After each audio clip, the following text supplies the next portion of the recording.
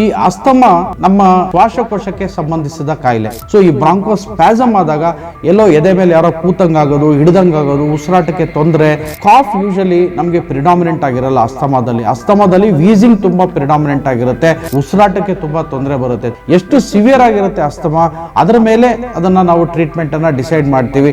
ಎಷ್ಟೋ ಸಲ ಇದು ಅಸ್ತಮಾ ಕ್ಯೂರ್ ಆಗೋದಿಲ್ಲ.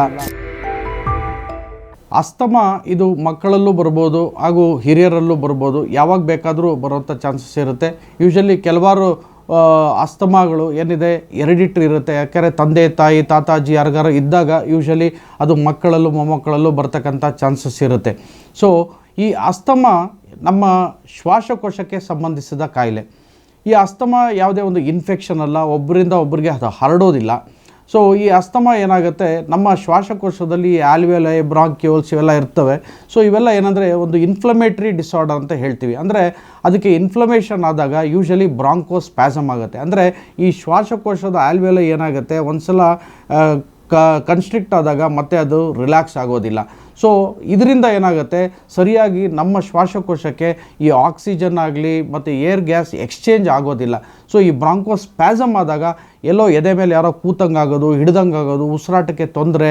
ಸೊ ಅದೇ ಇದರಲ್ಲಿ ನಾವು ಜೋರಾಗಿ ಉಸಿರಾಟಕ್ಕೆ ಟ್ರೈ ಮಾಡಿದಾಗ ಸೊಯ್ ಅಂತ ಸೌಂಡ್ ಬರ್ತಕ್ಕಂಥದ್ದು, ಇವನ್ನೆಲ್ಲ ನಾವು ನೋಡ್ತೀವಿ. ಇದನ್ನು ನಾವು ವೀಸಿಂಗ್ ಅಂತ ಕೂಡ ಹೇಳ್ತೀವಿ. ಸೊ ಯೂಶಲಿ ಅಸ್ತಮಾದಲ್ಲಿ ನಾವು ನೋಡಿದಾಗ ಕಾಮನೆಸ್ಟ್ ಕಂಪ್ಲೇಂಟ್ ಏನಾಗುತ್ತೆ, ಉಸಿರಾಟಕ್ಕೆ ತೊಂದರೆ ಬರ್ತಕ್ಕಂಥದ್ದು, ಹಾಗೆ ವೀಸಿಂಗ್ ಜಾಸ್ತಿ ಆಗ್ತಕ್ಕಂಥದ್ದು, ಸೊ ಗೊರಗೊರ ಸೌಂಡ್ ಬರ್ತಕ್ಕಂಥದ್ದು, ಇದು ತುಂಬ ಕಾಮನ್ ಆಗಿ ನೋಡ್ತೀವಿ.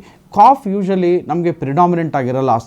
ಅಸ್ತಮಾದಲ್ಲಿ ವೀಸಿಂಗ್ ತುಂಬ ಪ್ರಿಡಾಮಿನೆಂಟ್ ಆಗಿರುತ್ತೆ. ಕಾಫು ಮೈಲ್ಡ್ ಆಗಿರುತ್ತೆ, ಅಂದರೆ ಡ್ರೈ ಕಾಫ್ ಇರುತ್ತೆ. ಸ್ವಲ್ಪ ನೊರೆ ಅಥವಾ ಎಂಜಲು ಬರ್ತಕ್ಕಂಥದ್ದು ನಾವು ನೋಡ್ತೀವಿ. ಈ ತುಂಬ ಕಫ ಬರ್ತಕ್ಕಂಥದ್ದು ಅಥವಾ ಈ ಗಗ್ಗಳ ಬರ್ತಕ್ಕಂಥದ್ದು ಇವೆಲ್ಲ ನಾವು ಅಸ್ತಮಾದಲ್ಲಿ ಅಷ್ಟಾಗಿ ನೋಡೋದಿಲ್ಲ. ಸೊ ಡ್ರೈ ಕಾಫ್ ಇರುತ್ತೆ, ವೀಸಿಂಗ್ ತುಂಬ ಪ್ರಿಡಾಮಿನೆಂಟ್ ಆಗಿರುತ್ತೆ, ಉಸಿರಾಟಕ್ಕೆ ತುಂಬ ತೊಂದರೆ ಬರುತ್ತೆ. ತುಂಬ ಸಿವಿಯರ್ ಆದಾಗ ಆಕ್ಸಿಜನ್ ಲೆವೆಲ್ ತುಂಬ ಕಮ್ಮಿ ಆಗುವಂಥ ಚಾನ್ಸಸ್ ಇರುತ್ತೆ. ಉಸಿರಾಟಕ್ಕೆ ತೊಂದರೆ ಬಂದು ಕೆಲವಾರು ಸಲ ತುಂಬ ಅಕ್ಯೂಟ್ ಸಿವಿಯರ್ ಅಸ್ತಮಾ ಅಂತ ಹೇಳ್ತೀವಿ, ಅದರಲ್ಲಿ ಡೆತ್ ಆಗಿರೋಂಥದ್ದು ಕೂಡ ನೋಡ್ತೀವಿ. ಆದರೆ ಸರಿಯಾದ ಟೈಮ್ನಲ್ಲಿ ಟ್ರೀಟ್ಮೆಂಟನ್ನು ತೆಗೆದುಕೊಂಡ್ರೆ ಯೂಶಲಿ ಅಸ್ತಮಾದಲ್ಲಿ ಯಾರೂ ಸಾವನ್ನಪ್ಪೋದಿಲ್ಲ. ಯಾಕೆಂದರೆ ಇದು ನಮಗೆ ಸೀಸನಲ್ ವೇರಿಯೇಷನ್ ಇರ್ಬೋದು. ಅಂದರೆ ನಮಗೆ ವಾತಾವರಣ ಚೇಂಜ್ ಆದಾಗ, ಈ ಕೋಲ್ಡ್ ಆದಾಗ, ಅಥವಾ ಕೆಲವರಿಗೆ ಡಸ್ಟ್ ಅಲರ್ಜಿ ಇರುತ್ತೆ, ಫಂಗಲ್ ಅಲರ್ಜಿ ಇರುತ್ತೆ, ಅಥವಾ ಯಾವುದಾದ್ರೂ ಊಟ ಮಾಡಿದಾಗ, ತುಂಬ ಸ್ಟ್ರೈನ್ ಆದಾಗ, ಅಂದರೆ ಎಕ್ಸಸೈಸ್ ಜಾಸ್ತಿ ಮಾಡಿದಾಗ, ಓಡಿದಾಗ, ತುಂಬ ಗಾಬರಿ, ಸ್ಟ್ರೆಸ್ಸು, ಟೆನ್ಷನ್ ಇವೆಲ್ಲ ಆದಾಗ ಟ್ರಿಗರ್ ಫ್ಯಾಕ್ಟರ್ಸ್ ಏನಿರುತ್ತೆ, ಸೊ ಆವಾಗ ಈ ಅಸ್ತಮಾ ಜಾಸ್ತಿ ಆಗುವಂಥ ಚಾನ್ಸಸ್ ಇರುತ್ತೆ. ಸೊ ಇದಕ್ಕೆ ಟ್ರೀಟ್ಮೆಂಟ್ ಕೂಡ ಇದೆ. ಡಿಫ್ರೆಂಟ್ ಸ್ಟೇಜಸ್ ಇದೆ, ಸ್ಟೇಜ್ 1, ಸ್ಟೇಜ್ 2, ಸ್ಟೇಜ್ 3, ಸ್ಟೇಜ್ 4 ಅಂತ. ಸೊ ಅದು ಬೇಸ್ಡ್ ಆನ್ ಸಿವಿಯರಿಟಿ, ಅಂದರೆ ಎಷ್ಟು ಸಿವಿಯರ್ ಆಗಿರುತ್ತೆ ಅಸ್ತಮಾ, ಅದರ ಮೇಲೆ ಅದನ್ನು ನಾವು ಟ್ರೀಟ್ಮೆಂಟನ್ನು ಡಿಸೈಡ್ ಮಾಡ್ತೀವಿ. ಯೂಶಲಿ ನಾವು ಅದಕ್ಕೆ ಬ್ರಾಂಕೋ ಡೈಲೇಟರ್ಸ್ ಅಂತ ಹೇಳ್ತೀವಿ. ಈ ಬ್ರಾಂಕೋ ಡೈಲೇಟರ್ಸನ್ನು ಕೊಡ್ತೀವಿ. ಆವಾಗ ಯೂಶಲಿ ಏನು ಬ್ರಾಂಕೋಸ್ಪಾಸಮ್ ಆಗಿರುತ್ತೆ ಅದು ರಿಲೀಸ್ ಆಗಿ ಉಸಿರಾಟಕ್ಕೆ ಆರಾಮಾಗುತ್ತೆ. ಸೊ ಈ ಬ್ರಾಂಕೋ ಡೈಲೇಟರ್ಸ್ ಇರ್ಬೋದು. ಹಾಗೆ ಸ್ಟೀರಾಯ್ಡ್ಸನ್ನು ಕೂಡ ನಾವು ಯೂಸ್ ಮಾಡ್ತೀವಿ. ಅದರಲ್ಲಿ ಇನ್ಹೇಲೇಷನಲ್ ಸ್ಟೀರಾಯ್ಡ್ಸ್, ಏನು ಇನ್ಹೇಲರ್ಸ್ ಯೂಸ್ ಮಾಡ್ತೀವಿ, ಅಥವಾ ನೆಬುಲೈಸೇಷನ್ ಯೂಸ್ ಮಾಡ್ತೀವಿ. ಸೊ ಹಾಗೆ ಇಂಜೆಕ್ಷನ್ಸು ಕೂಡ ನಾವು ಯೂಸ್ ಮಾಡ್ತೀವಿ. ಸೊ ಇದಕ್ಕೆ ಹಲವಾರು ಟ್ರೀಟ್ಮೆಂಟ್ ಮೊಡ್ಯಾಲಿಟೀಸ್ ಇದೆ.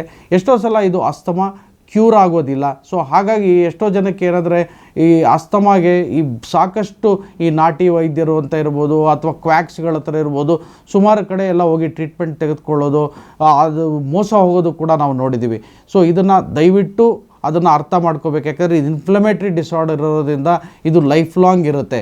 ಕೆಲವ್ರಿಗೆ ಅಲರ್ಜಿಯಿಂದ ಆಗ್ಬೋದು, ಕೆಲವ್ರಿಗೆ ಸೀಸ್ನಲ್ ವೇರಿಯೇಷನಿಂದ ಆಗ್ಬೋದು, ಅಥವಾ ಜಾಗ ಚೇಂಜ್ ಆಗೋದ್ರಿಂದ ಆಗ್ಬೋದು, ಹಾಗೂ ನಮ್ಮ ಲೈಫ್ ಸ್ಟೈಲ್ ಏನಿದೆ ಅದರಿಂದನೂ ಕೂಡ ಆಗುವಂಥ ಚಾನ್ಸಸ್ ಇರುತ್ತೆ.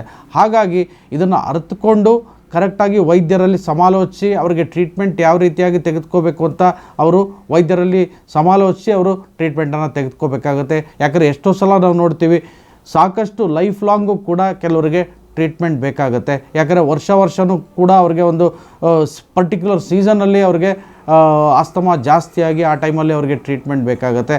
ಕೆಲವಾರು ಲೈಫ್ ಸ್ಟೈಲ್ ಮಾಡಿಫಿಕೇಷನ್ಸನ್ನು ಕೂಡ ಅವರು ಮಾಡ್ಕೋಬೇಕಾಗತ್ತೆ.